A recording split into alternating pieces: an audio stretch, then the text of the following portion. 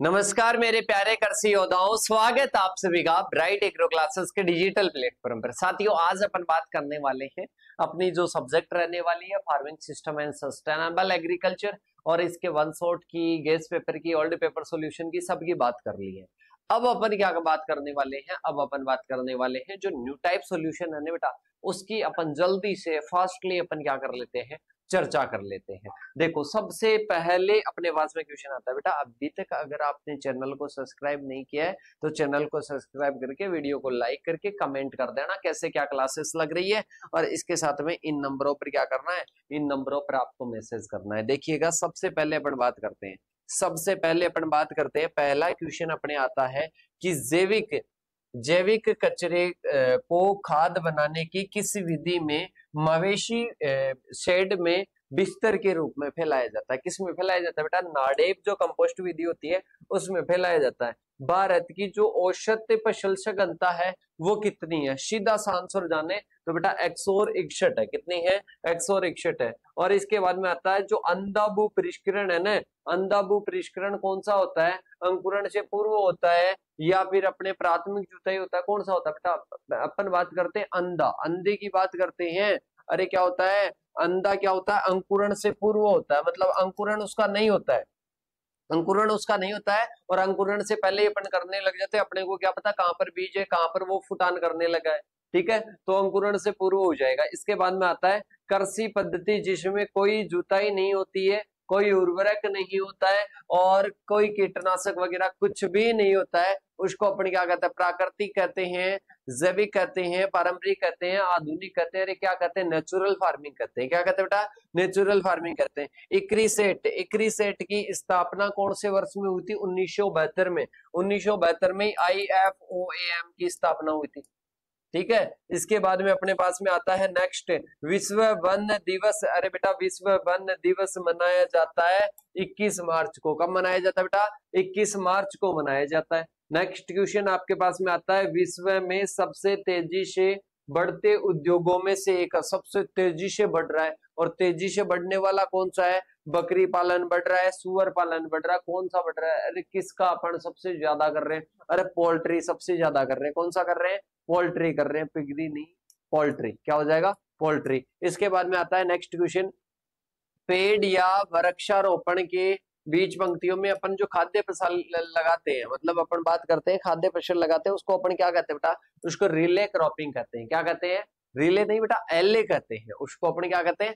एले क्रॉपिंग कहते हैं। क्या कहते हैं? एले क्रॉपिंग कहते हैं। मतलब फसलों के बीच में क्या करते हैं अपन? खाद्य फसल लगाते हैं, तो उनको क्या कहेंगे? एले क्रॉपिंग कहेंगे। इसके बाद में आता है नेक्स्ट, फसल की बुआई से पूर्व एक या दो बार खरपतवारों को नष्ट करने की क्रिया को क्या कहते हैं? Stale seed bed. क्या कहते हैं बेटा?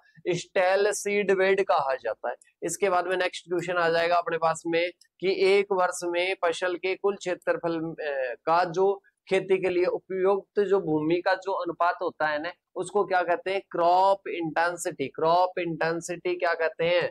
अरे क्रॉप इंटेंसिटी इंडेक्स कहते हैं। क्या कहेंगे? क्रॉप इंटेंसिटी इंडेक्स कहेंगे, फसल तीव्रता सूचकांक।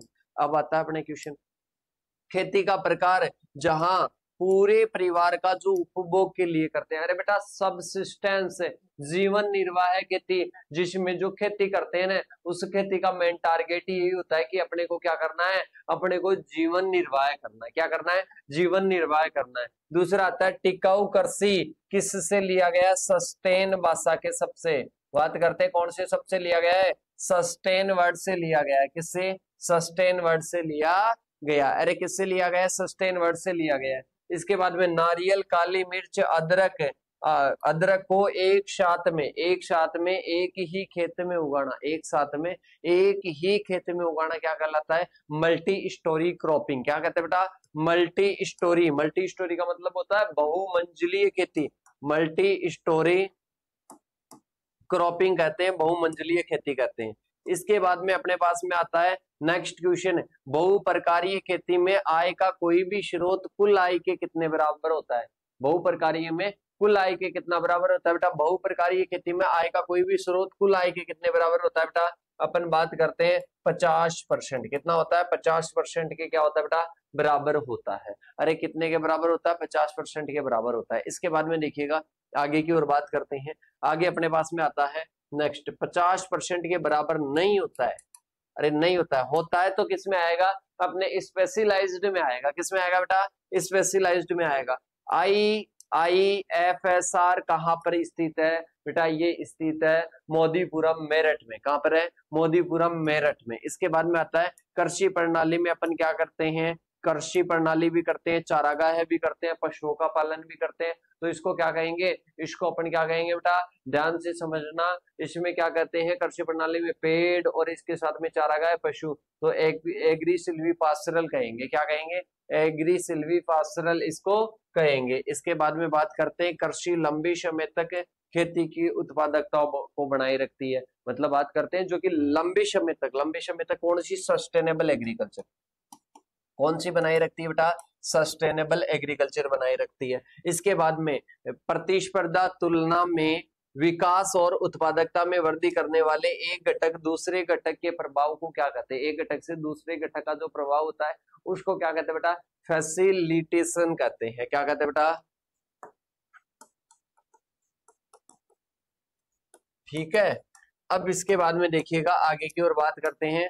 आगे अपने पास में आ जाएगा 9 नंबर का क्वेश्चन, मिट्टी और जलवायु का निर्दिष्ट परिस्थितियों में पोषक तत्व की प्रति इकाई के द्वारा जो अपन यूज करते हैं, प्रति इकाई के द्वारा जो यूज करते हैं उसको अपन क्या कहते हैं, न्यूट्रिएंट यूज इफिशियंसी। क्या होती है, न्यूट्रिएंट यूज इफिशियंसी कहते हैं। क्या होगी बेटा, न्यूट्रिएंट यूज इफिशियंसी होगी। तो यहां तक सभी साथियों के क्लियर है क्या, जल्दी से कमेंट करके बताएंगे। फिर इसके बाद में देखो, एक क्षेत्र में फसलों और जो पड़ती छोड़ते हैं अपन, उसका वार्षिक जो अनुक्रम होता है, उसकी जो स्थानिक जो होती है उसको अपन क्या कहते हैं बेटा, उसको अपन कहते हैं क्रॉपिंग सिस्टम। क्या कहते हैं, क्रॉपिंग सिस्टम कहते हैं। क्या कहते हैं बेटा, क्रॉपिंग सिस्टम कहते हैं। अरे क्या कहते हैं बेटा, क्रॉपिंग सिस्टम कहते हैं। इसके बाद में आता है नेक्स्ट क्वेश्चन, सतत कृषि को मुख्यतः के आधार पर विनिर्णित किया जाता है। किसके आधार पर, आर्थिक व्यवहार्यता के आधार पर, या इसके साथ में ही बात करते हैं पारिस्थितिक दृढ़ता के आधार पर, या इसके साथ में बात करते हैं अनुकूलता के आधार पर, और या फिर उपरोक्त सभी। तो इसके राइट आंसर की बात करते हैं कि इसको किसके आधार पर, तो बेटा इसका जवाब हो जाएगा उपरोक्त सभी के आधार पर। नेक्स्ट क्वेश्चन आता है, सतत कृषि में जो पोषक तत्व का क्या करते हैं, आपूर्ति का जो स्रोत होता है वो क्या होता है, पोषक तत्व की आपूर्ति करते हैं सस्टेनेबल एग्रीकल्चर में, वो अपन क्या लेते हैं बेटा, कौन कौन से स्रोत यूज में लेते हैं, जवाब देंगे सभी साथी, जल्दी से जवाब देंगे। कौन कौन से लेंगे बेटा, इसमें सबसे पहले आता है जैविक खाद लेते हैं, यौगिक उर्वरक लेते हैं, सूक्ष्म पोषक तत्व का मिश्रण लेते हैं। तो इसका जवाब हो जाएगा उपरोक्त सभी। क्या हो जाएगा बेटा, उपरोक्त सभी हो जाएगा। नेक्स्ट क्वेश्चन अपने पास में आता है कि जैविक खेती में कीट और रोगों का जो उद्भव का कम कारण होता है वो क्या होता है, वो अपने IPM मॉड्यूल का अधिग्रहण होता है, जैविक कीटनाशकों का अत्यधिक उपयोग होता है, या फिर जैविक खाद का उच्च उपयोग होता है। तो बताइएगा, जल्दी से जवाब दीजिएगा, इसका क्या जवाब हो जाएगा, इसका जवाब हो जाएगा 4th। ओके। इसके बाद में आता है नेक्स्ट क्वेश्चन कि जो जाबो खेती है वो उत्तरी पूर्वी पर्वतीय क्षेत्र की एक देसी खेती प्रणाली है, जिसमें क्या क्या शामिल होते हैं, और जिसमें क्या क्या शामिल होते हैं, फॉरेस्ट, एग्रीकल्चर, लाइव स्टॉक और फिशरी शामिल होती है। Forest, agriculture, live stock, fisheries, ये क्या होती है, शामिल होती है। इसके बाद में आती है खेती की प्रणाली, जिसमें प्रबंधन जो अपने सरकारी अधिकारियों के द्वारा किया जाता है। तो बेटा कौन सी खेती होती है जिसमें जो प्रबंधन करते हैं वो सरकारी अधिकारी करते हैं, तो राज्य खेती हो जाएगी, स्टेट फार्मिंग हो जाएगी। इसके बाद में अपन चलते हैं बेटा आगे की ओर। आगे अपने पास में आता है अंतर्गत अंतर फसल में संगठनों के पर्यावरणीय संसाधनों के स्थान और समय दोनों में होने वाले जो अनुपूरक इनका प्रयोग होता है ना, उसको क्या कहते हैं, एनिडेशन कहते हैं। क्या कहते हैं बेटा, एनिडेशन कहते हैं। तो इसका जवाब क्या हो जाएगा, एनिडेशन हो जाएगा। नेक्स्ट क्वेश्चन आता है बेटा, नेक्स्ट क्वेश्चन आता है कि रेशम कीट का जो पालन है वो किससे संबंधित होता है, वो सेरिकल्चर से होता है, मोरिकल्चर से होता है, किससे संबंधित होता है। तो यहाँ पर अपने सेरिकल्चर तो दे ही नहीं रखा, मोरिकल्चर दे रखा है, मतलब सहतूत की खेती से संबंधित होता है। सहतूत पर क्या, सहतूत की पत्तियां कौन खाता है बेटा, रेशम कीट खाता है। इसके बाद में IFS के बारे में है, IFS मॉडल बताइएगा, इंडोजेनेटिक जो प्लांट्स इंक्लूड होता है वहां पर बताना है। तो इसका जवाब क्या होगा बेटा, 8 नंबर का क्वेश्चन का जवाब देंगे कि कौन सा अपन यूज में लेते हैं वहां पर। क्या यूज में लेते हैं बेटा, तो इसमें गहन पशु पालन और इसके साथ में ही क्या करते हैं, पशुधन पालन, इसमें क्या लेते हैं, यूज में लेते हैं। इसके बाद में आ जाएगा नेक्स्ट क्वेश्चन है, इमारती लकड़ी के लिए पेड़ उगाना और उनके बीच में जो फसलें लेते हैं उसको अपन क्या कहते हैं, एग्री सिल्वीकल्चर। एग्री का मतलब फसलें और सिल्वीकल्चर का मतलब क्या हो जाएगा, अरे सिल्वीकल्चर का मतलब क्या हो जाएगा कि सर सिल्वीकल्चर का मतलब तो पेड़ों वगैरह को लगाना होता है, तो एग्री सिल्वीकल्चर हो जाएगा। इसके बाद में चलते हैं अपन आगे की ओर। आगे अपने पास में होता है नेक्स्ट, और नेक्स्ट होता है कि एक फसल को एक जमीन पर बारंबार उगाना क्या कहलाता है, मोनोकल्चर।